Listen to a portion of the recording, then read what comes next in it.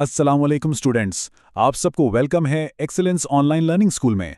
Star अपनी notebooks निकाल लें और तवज्जो से सुनें, क्योंकि आज हम जमाते नहम की उर्दू की किताब से एक बहुत ही अहम सबक पढ़ने जा रहे हैं। सबक नंबर 3, अखलाक हसना। और हाँ, अगर आपने इस किताब के पिछले अखबार नहीं देखे तो अभी हमारे चैनल पर जाएं और वो लाजमी देखें, ताकि आपको ये सबक मुकम्मल समझ आए। तो चलें शुरू करते हैं। देखिए, इस सबक अखलाक हसना का जो मरकज़ी ख्याल है ना, वो उम्मुल मोमिनीन हज़रत आयशा सिद्दीक़ा रज़ी अल्लाह ताला अन्हा के इस एक ही जवाब में पोशीदा है कि आप सल्लल्लाहु अलैहि वसल्लम का अखलाक खुद कुरान था।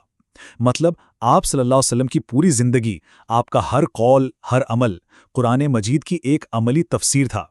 जैसे कुरान एक किताबी शक्ल में है, तो आप सल्लल्लाहु अलैहि वसल्लम उसकी चलती फिरती तस्वीर थे।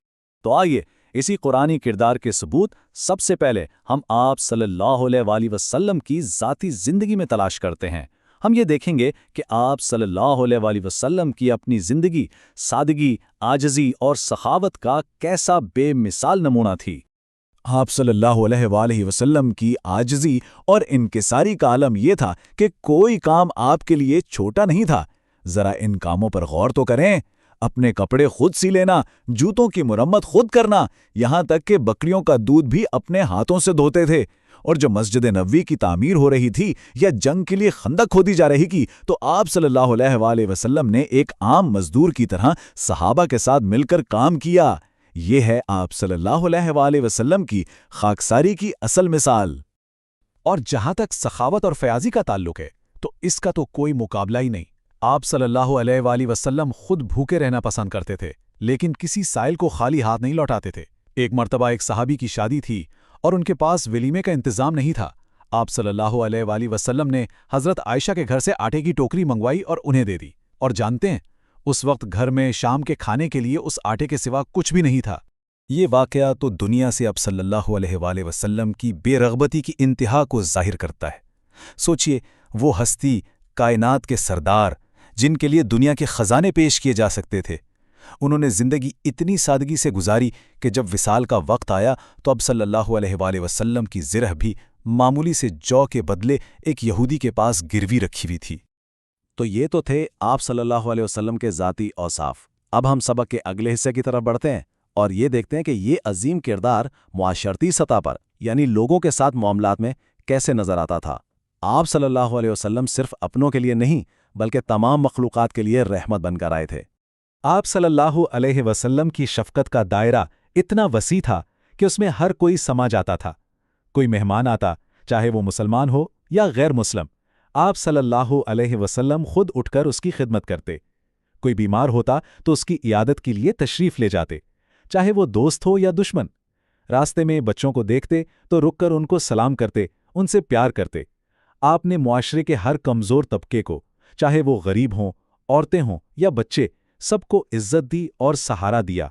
और मुआशरती हकूक़ में पड़ोसी के हक़ पर आपने कितना ज़ोर दिया, इसका अंदाज़ा इस हदीस मुबारक से लगाइए।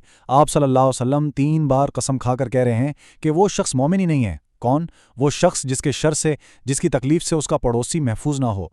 ज़रा सोचिए, ईमान जैसी अजीम चीज़ को पड़ोसी के सुकून के साथ जोड़ दिया गया है।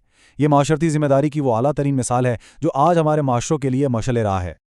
चलें अब इस बात का जायज़ा लेते हैं कि एक रहनुमा के तौर पर, एक लीडर के तौर पर आप सल्लल्लाहु अलैहि वसल्लम के किरदार के सबसे नुमायाँ पहलू क्या थे। हम ख़ास तौर पर आप सल्लल्लाहु अलैहि वसल्लम के अदलो इंसाफ, अज़्मो इस्तिक़लाल और शुजाअत पर बात करेंगे। देखिए, इस्लाम से पहले अरब मुआशरे में इंसाफ का पैमाना अलग अलग था। ताकतवर के लिए कानून और था, कमज़ोर के लिए और। एक मर्तबा मक्का के एक बहुत बाअसर कबीले मखज़ूम की एक खातून ने चोरी कर ली, तो कबीले वालों ने सोचा कि हम सिफारिश करवाकर इसे सज़ा से बचा लेंगे। लेकिन इस मौके पर आप सल्लल्लाहु अलैहि वसल्लम ने इंसाफ का वो मयार कायम किया जिसने तारीख़ का धारा ही बदल दिया।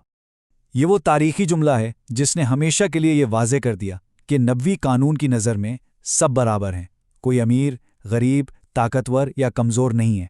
इंसाफ सबके लिए एक है। आप सल्लल्लाहु अलैहि वसल्लम ने ये उसूल कायम फरमा दिया कि कानून की बालादस्ती हर रिश्ते, हर ताल्लुक़ और हर हैसियत से ऊपर है। और ये कौल आप सल्लल्लाहु अलैहि वसल्लम के अज़्म और इस्तिक़ामत की क्या खूबसूरत मिसाल है।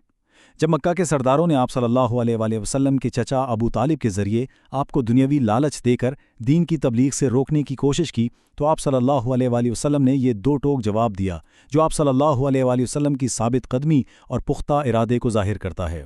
چاہے مکہ میں 13 سال کی سختیاں ہوں یا احد اور حنین کے میدان جنگ کے وہ مشکل ترین لمحات جب بڑے بڑوں کے قدم اکھڑ گئے، آپ صلی اللہ علیہ وسلم نہ کبھی مایوس ہوئے اور نہ کبھی ہمت ہاری۔ آپ کو کامل یقین تھا کہ اسلام غالب آئے گا اور امن قائم ہو کر رہے گا، اور آپ کا یہی عزم آخرکار سچ ثابت ہوا۔ اب ہم اس سبق کے آخری حصے کی طرف آتے ہیں۔ اس میں ہم پورے سبق کا خلاصہ کریں گے اور امتحانی نقطہ نظر سے کچھ اہم سوالات کا جائزہ لیں گے۔ اسٹوڈنٹس، آپ کے خیال میں مصنف ان تمام واقعات اور مثالوں سے کیا ثابت کرنا چاہ رہے ہیں؟ جی بالکل، وہی ایک بنیادی نقطہ کہ آپ صلی اللہ علیہ وسلم کی زندگی قرآن کی عملی تصویر تھی۔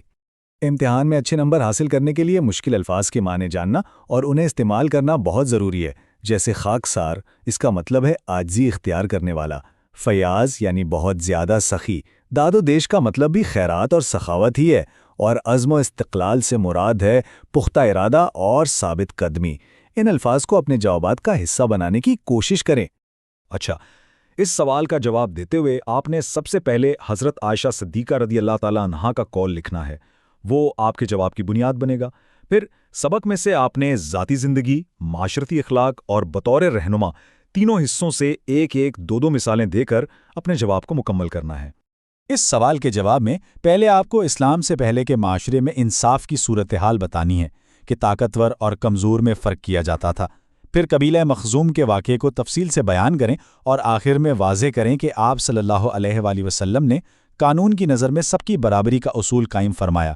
اس سوال کے لیے آپ کو سبق میں بیان کیے گئے مخصوص واقعات کا حوالہ دینا ہوگا، جیسے آپ صلی اللہ علیہ وسلم کا مقروضوں کا قرض خود ادا کرنا، عورتوں کو معاشرے میں عزت دلوانا اور بچوں کے ساتھ شفقت سے پیش آنا۔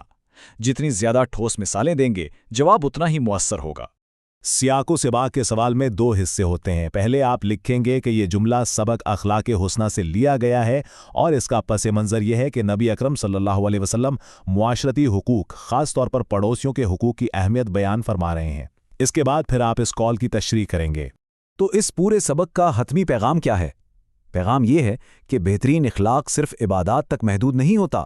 اس کا اصل امتحان تو ہمارے روزمرہ کے معاملات میں، ہمارے سماجی رویوں میں ہوتا ہے۔ سچا کردار وہی ہے جو ہر ایک کے ساتھ حسن سلوک سے پیش آئے، اور یہی وہ اصول ہیں جو ایک فرد اور ایک معاشرے کی کامیابی کی بنیاد ہیں۔ اسٹوڈنٹس، اس سبق کے نکات کو اپنی تحریر میں ڈھالنے کی کوشش کریں تاکہ امتحانی تیاری بہتر ہو سکے۔ اگر آپ کو یہ سبق پسند آیا تو ویڈیو کو لائک کریں اور اپنے دوستوں کے ساتھ شیئر کریں، اور برائے کرم ہمارے اس پلیٹ فارم کو سبسکرائب کرنا نہ بھولیں۔ اگلے سبق تک کے لیے اجازت دیجیے۔ خدا حافظ۔